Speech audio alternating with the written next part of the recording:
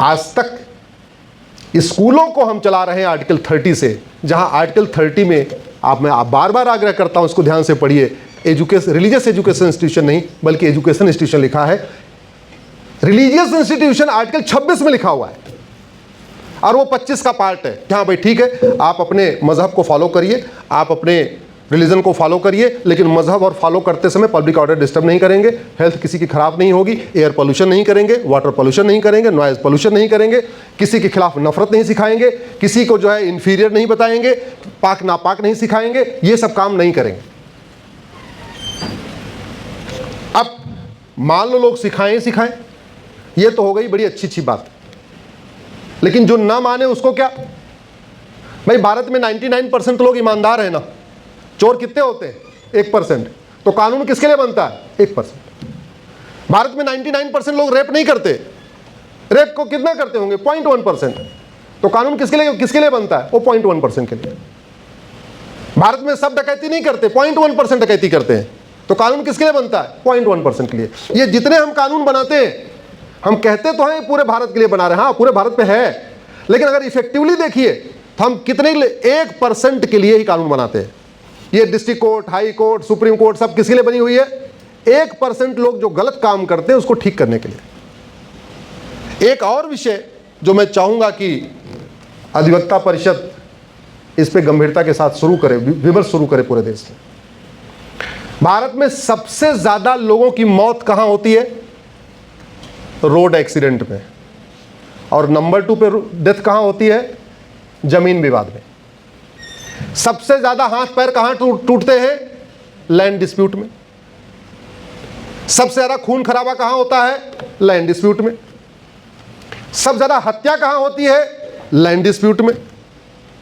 और land dispute civil case माना गया है, क्रिमिनल केस? जोर से बताइए जरा।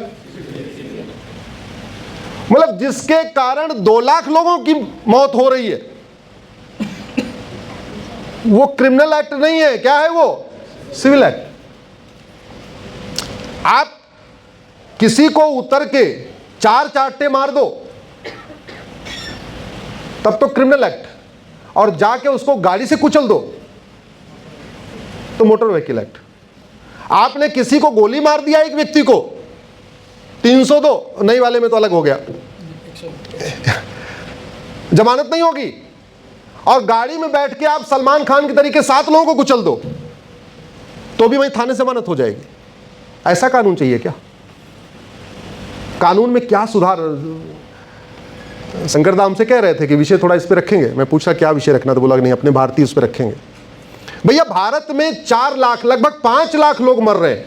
कहां मर? भारत में सबसे ज्यादा आतंकवाद, अलगाववाद, माओवाद, नक्सलवाद से जानते हैं भारत में कितने लोग मरते हैं? 500 लोग। 500 लोगों की हत्या के बदले हमने पूरी सेना लगा रखी है, बीएसएफ लगा रखा है, 500 लोगों की न मारा जाए, उनके लिए पूरी व्यवस्था है, होना चाहिए। एक भी व्यक्ति क्यों मरे? टोटल माओवाद, नक्सलवाद, अलगाववाद, कट्टरवाद, ये मणिपुर वाला आतंकवाद, वो कश्मीर वाला आतंकवाद, पूरा सब आतंकवाद मिला के कितने लोग मरते हैं? 500।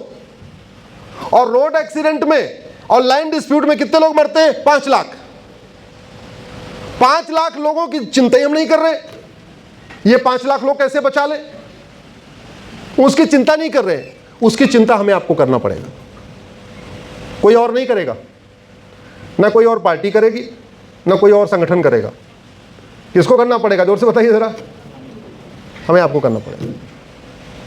ये 5 लाख लोग जो, अच्छा सबसे बड़ी बात, 2 बिस्वा जमीन में झगड़ा हुआ, मर्डर भी हो गया, अब बाकी काम 30-40 साल उसका चलता रहेगा।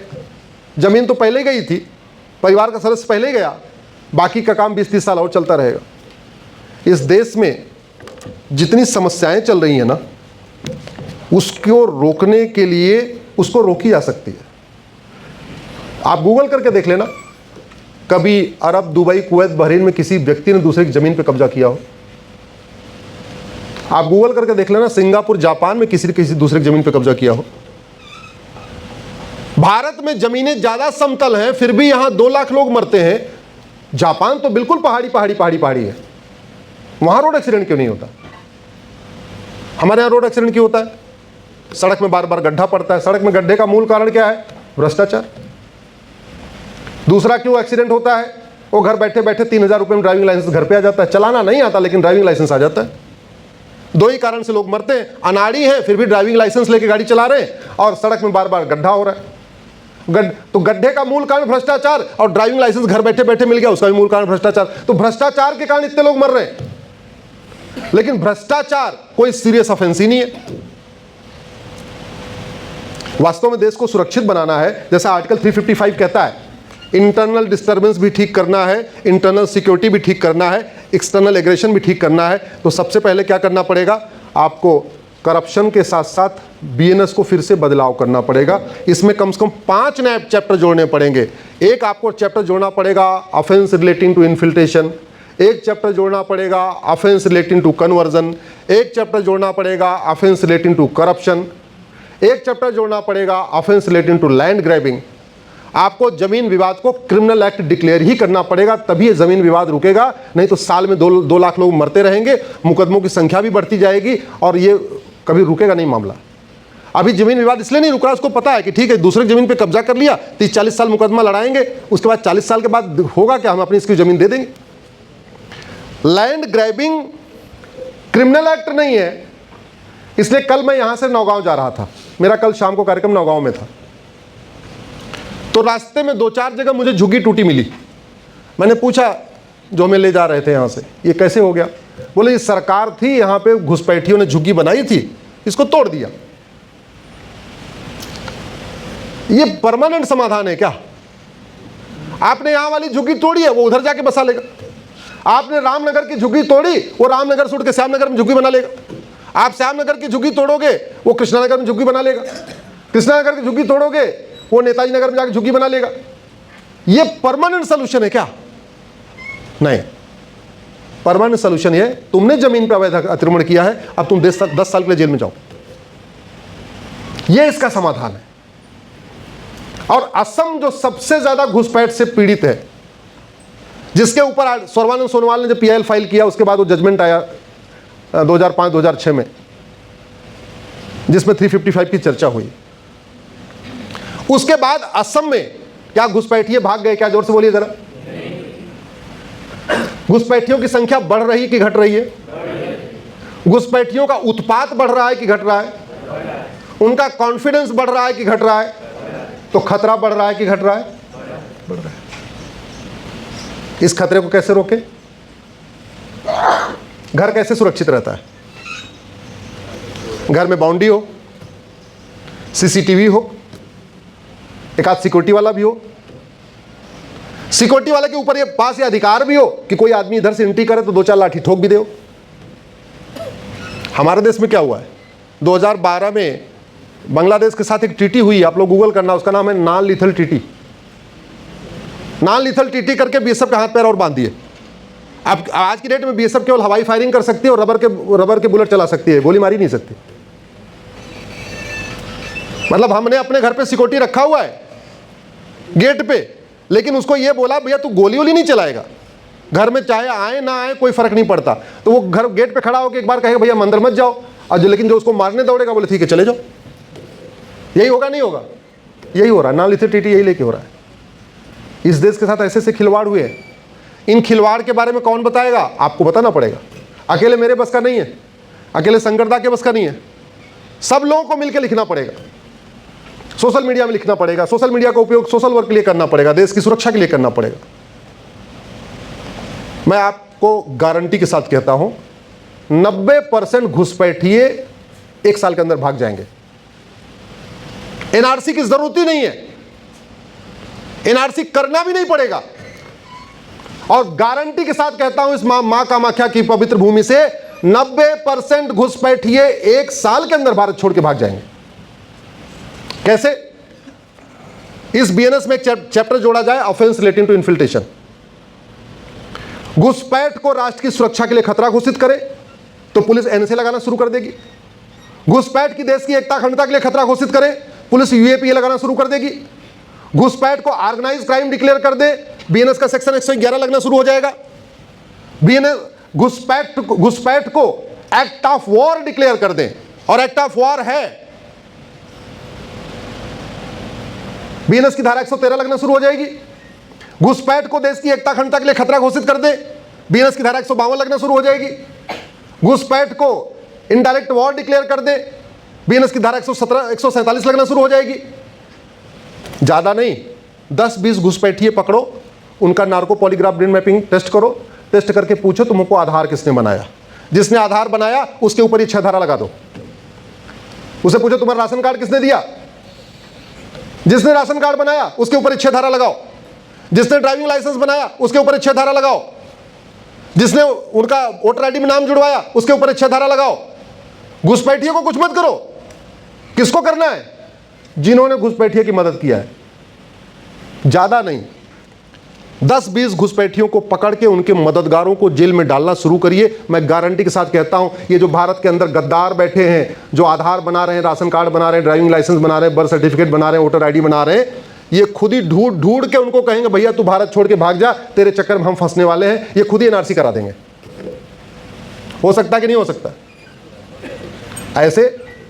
ऐसे तो एनआरसी फेल हो जाएगी, क्योंकि घुसपैठ का मूल कारण ही घूसखोरी है। घुसपैठ का मूल कारण ही भ्रष्टाचार है। मेरा कार्यक्रम था शंकरदास सिलीगुड़ी जलपाईगुड़ी में, वहां मैं गया था। तो इच्छा रहती है जब कहीं जाता हूं थोड़ा वहां समझने की कोशिश करता हूं। वहां एक बीएसएफ के कमांडेंट के पास 22 करोड़ रुपए मिले। बीएसएफ का कमांडेंट जो बॉर्डर पे रखा गया है, किस लिए रखा हुआ है? भारत की सुरक्षा करने के लिए। उसके पास 22 करोड़ रुपए मिले। तो पता चला है 22 करोड़ रुपए किस लिए है? बोले 2000 पर हेड घुसपैठियों को अंदर करने के लिए। तो उसके पास 22 करोड़ मिले, इसका मतलब उसने 1,10,000 बांग्लादेशियों को अंदर कर दिया। यह देशद्रोह किया कि नहीं किया? यह गद्दारी किया कि नहीं किया? ऐसे लोगों को फांसी होनी चाहिए कि नहीं होनी चाहिए? ऐसे लोगों की 100% प्रॉपर्टी जब्त होनी चाहिए कि नहीं होनी चाहिए? ऐसे लोगों की सिटीजनशिप खत्म होनी चाहिए कि नहीं होनी चाहिए? लेकिन किस कानून के अंतर्गत करोगे भैया? है ही नहीं हमारे पास। ये बीएसएफ के कमांडेंट को भी पता है कुछ नहीं होगा, ज्यादा होगा प्रिवेंशन ऑफ करप्शन का मुकदमा चलेगा, 30-40 साल मुकदमा चलता रहेगा, देखेंगे तब तक तो 22 करोड़ रुपए हमारे बच्चे फार्म हाउस बढ़िया 4 BHK का फ्लैट, एक फार्म हाउस सब लेके गाड़ी वाड़ी खरीद लेते हैं, मर्सिडीज खरीद लेते हैं, हो गया काम उसका। जब तक भ्रष्टाचार खत्म नहीं होगा, हमारी सुरक्षा खतरे में रहेगी। हमारे लिए सबसे बड़ा खतरा करप्शन है, हमारे लिए सबसे बड़ा खतरा ब्लैक मनी है, हमारे लिए सबसे बड़ा खतरा फॉरेन फंडिंग है। हमारे पूर्वज कहते थे न रहेगा बांस, अच्छा ये असम वाले भी कहते हैं, मतलब हम लोगों का जो इस तरीके मुहावरे, इसका मतलब उत्तर से दक्षिण, पूरब से पश्चिम तक चलते हैं। न रहेगा बांस,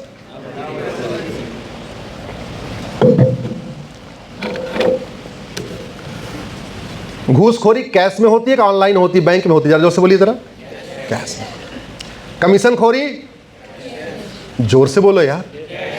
घूसखोरी, कमीशन खोरी कैश में, जमाखोरी कैश, मिलावट खोरी, कालाबाजारी, नशा तस्करी, मानव तस्करी, सोना तस्करी, गौ तस्करी, अलगाववादियों की फंडिंग, नक्सलियों की फंडिंग, माओवादियों की फंडिंग, कट्टरपंथियों की फंडिंग, मिशनरियों की फंडिंग, जिहादियों की फंडिंग, लब जिहाद की फंडिंग, लैंड जिहाद की फंडिंग, और ढीले पड़ गए फिर से, लब जिहाद की फंडिंग, लैंड जिहाद की फंडिंग, कन्वर्जन की फंडिंग। और हमारे पूर्वज क्या कहते थे? न रहेगा बांस, कैश खत्म कर दो, आधी समस्या खत्म। और कैश आज की डेट में खत्म हो सकता है। भारत में 100 रुपए से बड़े नोट की जरूरत ही नहीं है। ये 100 रुपए से बड़ी नोट चल रही है नेताओं नौकरशाहों के लिए चल रही है, आम जनता को चाहिए नहीं है। सरकारी आंकड़े बता रहे हैं कि भारत में 80% लोग पर डे 100 रुपए से कम खर्च करते हैं। और अपने खुद ही देख लेना कितने लोग ऐसे हो जो पर डे 100 रुपए ज्यादा खर्च करते हो। और गुवाहाटी में करते भी होंगे तो उधर आगे नौगांव और उधर आगे लोग नहीं करते होंगे। 80% लोग पर डे 100 रुपए से कम खर्च करते हैं, और जो 20% लोग 100 रुपए से ज्यादा खर्च करते हैं उनके पास एटीएम, पेटीएम, भीम, UPI, debit card, credit card, Google Pay, पता नहीं क्या क्या है। फिर 100 रुपए से बड़े नोट की जरूरत है क्या? जोर से बोलिए जरा। 100 रुपए से बड़ा नोट बंद हो जाए, आपका 50% ब्लैक मनी और 50% हवाला तुरंत बंद हो जाएगा। जरूरत ही नहीं है।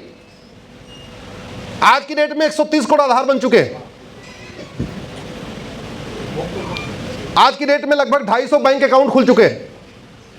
गरीब से गरीब व्यक्ति का बैंक अकाउंट है, आदिवासी का भी बैंक अकाउंट है। उसको जो केंद्र से आता है वो किसान सम्मान निधि, जिसके पास जमीन नहीं होती, इसको केंद्र से पैसा आता है, 2-2 हज़ार रुपये आता है 3-3 महीने पे, साल में 12,000 रुपये आता है, वो सीधे बैंक में ही आता है, कैश नहीं आता। इवन आज की डेट में मनरेगा का पैसा भी सीधे बैंक में ही आ रहा है।